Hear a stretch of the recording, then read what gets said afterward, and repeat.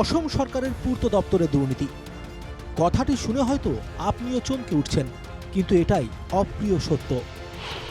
পথ নির্মাণের নামে কিভাবে কেলেঙ্কারি করেন ইঞ্জিনিয়ার ও ঠিকাদাররা?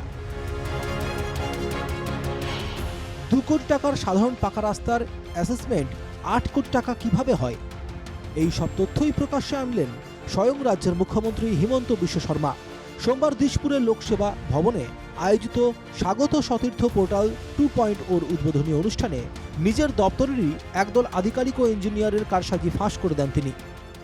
এতিয়া পিডব্লিউ ডিপাৰ্টমেণ্টক যদি আপোনালোকে এষ্টিমেট বনাব দিয়ে, এটা ৰাস্তাৰ যদি ইঞ্জিনিয়াৰক ফোন কৰি কয় পৱন তেৰাঙক বা ৰাজ চক্ৰৱৰ্তীক যে অমুক ৰাস্তাটোৰ এষ্টিমেট এখন লৈ আহক, ইঞ্জিনিয়াৰজনে গম পায় তাৰমানে এইটো কাম চেংচন হ'বই। আৰু সেই ৰাস্তাটোৰ খৰচ যদি নৰ্মেল ৰাস্তাত 2 কোটি হয়, সেইটো 8 কোটি টকাৰ এষ্টিমেট আহে। মই যোৱা 5 বছৰ চাই আছো, সুধিলে কয় ছাৰ ডাবল লেনিং কৰিছো, ষ্ট্ৰীট বেকাৰ দিছো, অমুক কৰিছো। যুক্তিটো থাকে, কিন্তু যুক্তিটো থাকিলেও নৰ্মেল যদি অসম মালাৰ এষ্টিমেট আহে, it comes 2 crores per kilometre. কিন্তু একেজন ইঞ্জিনিয়াৰক যদি কওঁ যে ভাৰত চৰকাৰৰ নেচিডত স্কিম এটা পঠাব লাগে, এই 2 কিলোমিটাৰ পঠাই দিয়কচোন, এইটোত আহি যায় 4 কিলোমিটাৰ। এবার এই ধরনের দুর্নীতি এবং সরকারি অর্থের অপচয় রুখতে রাজ্য সরকার বিশেষ পদক্ষেপ নিতে চলেছে। আগামী দিনে সমস্ত সরকারি দপ্তরের কাজকর্ম কৃত্রিম বুদ্ধিমত্তা অথবা এআই এর মাধ্যমে পরিচালনা করার পরিকল্পনা। এআই গভর্নেন্সের মাধ্যমে কম সময়ে এবং স্বচ্ছতার সঙ্গে সম্পন্ন হবে সরকারি কাজ। এর ফলে সাধারণ মানুষ ঘরে বসেই বিয়ে, ফ্ল্যাট বা জমি কেনাবেচা রেজিস্ট্রেশনের মতো কাজ সারতে পারবেন। এর জন্য প্রয়োজনীয় প্রস্তুতি শুরু করতে রাজ্যের মুখ্য সচিবকে নির্দেশ দিয়েছেন মুখ্যমন্ত্রী হিমন্ত।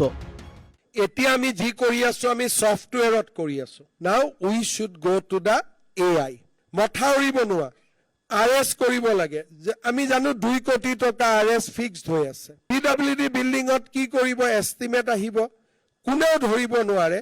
তেওঁলোকে নন শিডিউলৰ আইটেম লগত লগাই দিব 50%। কব মাৰ্কেট এনালাইচিছ। মাৰ্কেট এনালাইচিছত লিখিলে চিমেণ্টৰ দাম পাৰ বেগ 300। এআইয়ে কব গুৱাহাটী মাৰ্কেটত চিমেণ্টৰ দাম 250 চলি আছে। এআই ইন গভৰ্নেন্স, তাৰ ওপৰত during model code of conduct chief secretary should have 2-3 session with the leading AI experts of India, how we can bring AI in every sphere of government. We will be able to save lot of money in the government budget. এদিন এই অনুষ্ঠান থেকে সরকারি কর্মচারীদের জন্য একটি নতুন প্রকল্পের কথাও ঘোষণা করেন মুখ্যমন্ত্রী। জরুরি প্রয়োজনে 10 দিন আগেই নেওয়া যাবে মাসিক বেতন। ন্যূনতম সুদ কিস্তির মাধ্যমেই সেই টাকা ফেরত দেওয়ার সুযোগ। এজন সরকারি কর্মচারীক কিবা কাৰণত হঠাতে অকণমান নিজৰ দৰমহাটো 10 দিন আগত লাগে।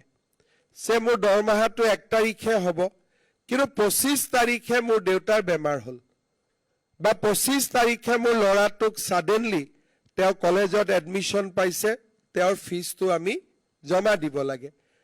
1 তাৰিখে দৰমহা পামেই, কিন্তু মোক 7 দিন 10 দিন আগত দৰমহাটো লাগে। কম ৰেট অফ ইণ্টাৰেষ্ট হ'ব, মেবি 1%, কিন্তু এবছৰলৈকে টকাটো লাহে লাহে ঘূৰাই দিম, তেতিয়া হয়তো ৰেট অফ ইণ্টাৰেষ্টটো অলপ বেছি হ'ব। আমি এই সুবিধাটো চৰকাৰী কৰ্মচাৰীসকলক দিব লাগে। এই স্কিমটো ইমপ্লিমেণ্ট কৰাৰ কাৰণে অনুৰোধ কৰিম। ভিডিও জাৰ্নালিস্ট সমীৰ সৰকাৰেৰ সঙ্গে দীপঙ্কৰ কলিদাৰ ৰিপোৰ্ট, NKTV বাংলা।